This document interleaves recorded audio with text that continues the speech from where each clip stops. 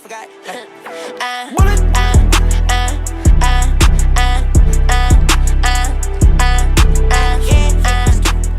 What's up, y'all? I'm J.Max. Welcome back to my channel. This is J.Max Reax, and tonight I'm getting ready to watch a video, and I'm sure you've seen the title now at this point. And I tend to shy away from watching content with this particular artist because I love her to death, and I know I said in the video, in this last set of videos, like folk stan culture.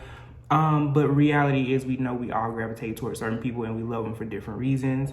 And as I always tell y'all, the views expressed by the videos do not represent my own views. And more than anything, I tend to be a very neutral party. I love good music. So do not come for me in these comments about who you like more or anything like that. This is just me watching this video. I don't know what Honest is gonna say in this video. But I came up at a time when stan culture was the predecessor to what we call cancel culture now. And I watched somebody that I absolutely was growing to love just get struck by fuckery. So this is why Keri Hilson disappeared. I always love when people give us theories about her disappearance when she's still very much active in plain sight. But let's see what he has to say about this. Beyonce happened. Choppa. That narrative is kind of a myth.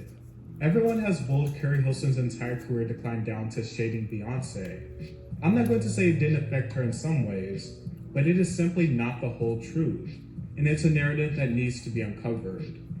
Keri Hilson is actually a fairly talented woman on her own merits. After securing a record deal at 14 with a failed girl group, she got her real start in the business relatively young as a songwriter and background vocalist. She co-wrote hits such as Omarion's Icebox, the Pussycat Dolls' Wait a Minute, and Britney Spears' Give Me More. In addition, she also wrote and provided backgrounds on Britney's Break the Ice, an album cut from Blackout. Eventually in 2006, Keri was signed to famed producer Timbaland's label. From there on, she began making herself known as an artist by acquiring jobs singing hooks on some of Timbaland's tracks. One of those, titled The Way I Are, was a fair hit, becoming Keri's very first top 5 track in the States. Keri made herself visible appearing in the hottest R&B pop act videos, such as Neo and Usher. One of Usher's biggest hits, Love in This Club, was killing the charts around this time. And Keri would help pen the remix to this song called Love in This Club Part 2, made to boost the song even more. Rumors swirled that Keri was initially supposed to be on the remix. However, Usher decided to go with Beyonce, who was the bigger star and at the height of her career. Eventually, Hilson's debut arrived in 2009, simply titled In a Perfect World. It pushed Keri into new territory, now competing with some of the R&B pop stars that she wrote for. She was now one of those women occupying the same field, alongside Beyonce, Sierra, Rihanna, etc. On her debut album was Turning Me On, a fun R&B song featuring Lil Wayne, which became a top 15 hit in the States. A remix of this track was leaked, which had lyrics assumed to be about Beyonce and Sierra. Your vision cloudy if you think that you do best. You can dance, she can sing, but need to move it to the left. She needs to go have some babies. She needs to sit down. She fake. Them other chicks ain't even worth talking about. Which got the press talking. I'm gonna stop right there for a minute. Now, y'all know I don't normally stop videos. I tend to wait to the very end to add my commentary. I'm gonna leave that paused on the screen. Look at that, y'all. Look at those lyrics. I can understand the whole moving to the left thing, but how general are these fucking lyrics? General, y'all. That could be any fucking body. And she didn't even write it. Continuing. At the time of the remix's release, Keri said, "I'm not jealous of anybody's career. I've worked with Sierra many times. I'm a fan of Beyonce's." Still, after this, Keri went on to have some pretty big hits in her canon, which is why the narrative that she dissed Beyonce and suddenly her career was over is not the full truth. Thank you. The second big hit from her debut album was Knock You Down with Kanye West and Neo.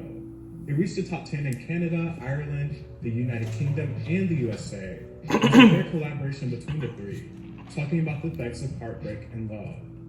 Her debut album and its songs received a lot of recognition from the industry, being nominated for Grammys, BET Awards, and American Music Awards, so the industry was still definitely in Miss Hilson's favor. In 2010, Keri embarked on the journey of her second album, No Boys Allowed. Her first single, Breaking Point, stalled, not cracking the Hot 100.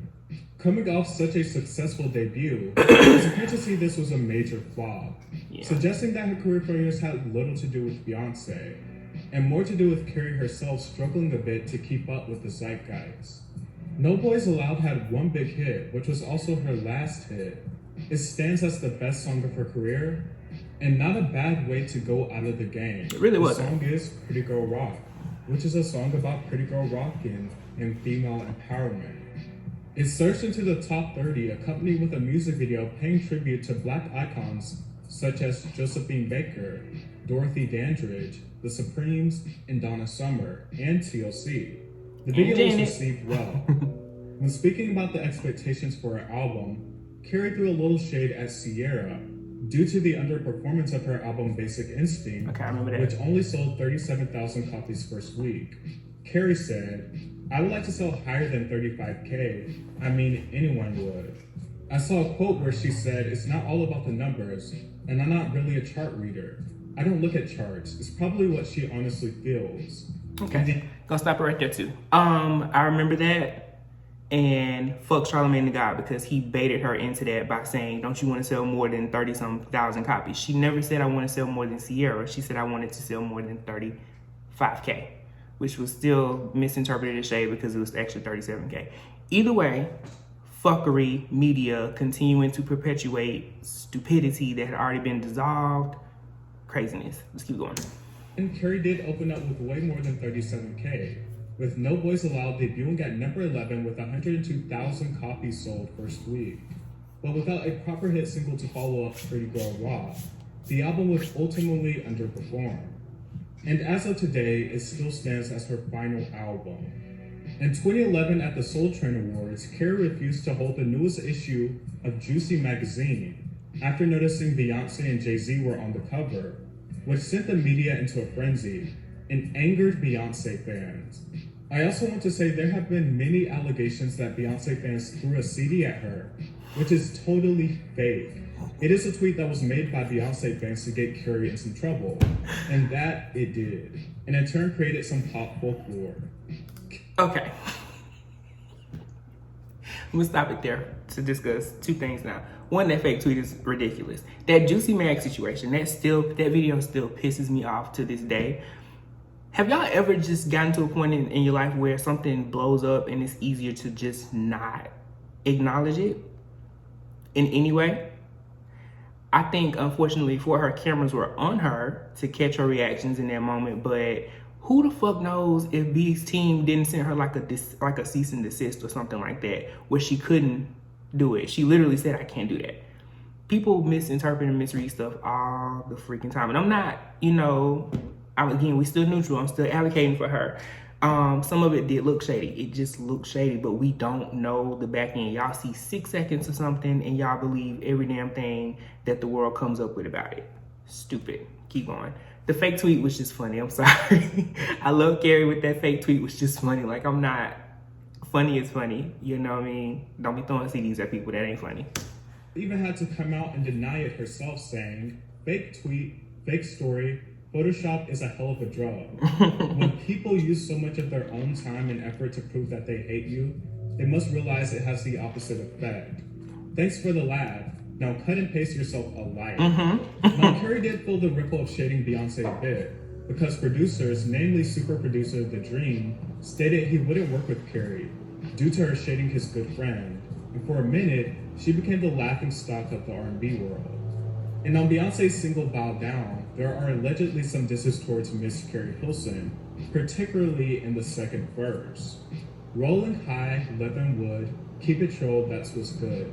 Kiss my mama, show that love, pop them bottles in that club." Beyonce is just sort of saying she paved the way for artists like Keri. I heard your dude's talking lip. I told my crew to smack that trick. Smack that trick. Smack that trick. Guess what they did? Smack that trick. And I guess this is like an insinuation to the CD throwing fiasco, which is not true, but it was just like a funny That was a reach. And the producers of I've Been On are actually Timbaland and Polo the Don, who signed Keri Hilson. But in turn, Beyonce's producer friends said that they wouldn't work with Keri Hilson. So the people who signed Keri Hilson actually helped Beyonce make a diss towards her. Keri eventually stepped away from the spotlight, not writing or singing on tracks, and she revealed why in 2018. When Pretty Girl Rock was at the top of the charts, I was bearing the weight of some personal and professional mistakes, and they just weighed so heavy on my spirit.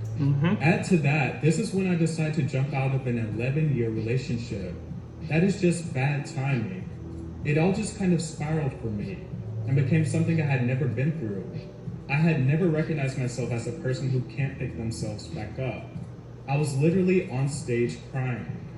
Keri asked her team for a year off, but they weren't very understanding, and she eventually began to travel the world. Life wasn't about music anymore. Life wasn't about the charts or watching them, she said. Life wasn't about releasing music. Shooting videos, writing songs, being in the studio. Life was about survival for me. 7 years of my life have been a battle with depression. And I can't say that I'm all the way clear, but I'm in the clear. Keri toured with Monica, Ashanti, and Brandy, amongst others, on the Femme It Forward tour in 2019. In 2021, Keri revealed her and Beyonce actually personally talked, and basically insinuated that her label pressured her to diss Beyonce and Sierra, which doesn't surprise me.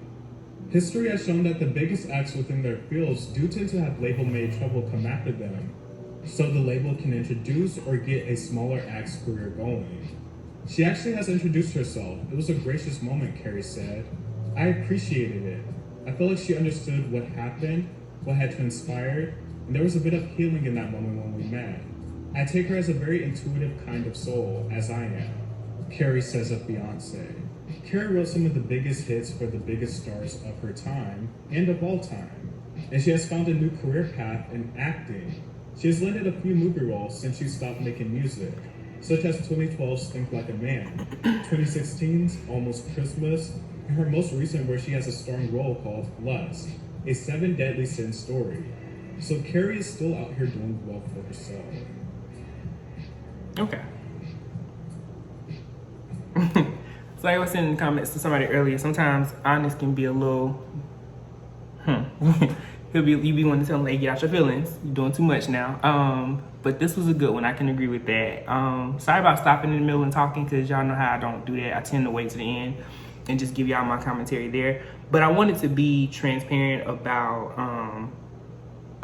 my feelings in this moment, because one of the reasons I've shied away from watching Keri Hilson content or even saying anything about this is because I feel like when we continue to push it out here, it perpetuates the fuckery that caused all of the negative things that happened in her career and her life.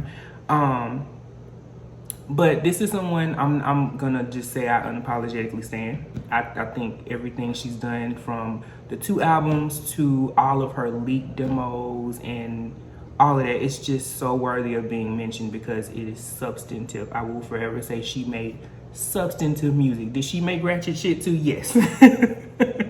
Yes, she did. Because The Way You Love Me, that was a moment. That was just crazy. Turning Me On was real sketchy. I was like, what is this?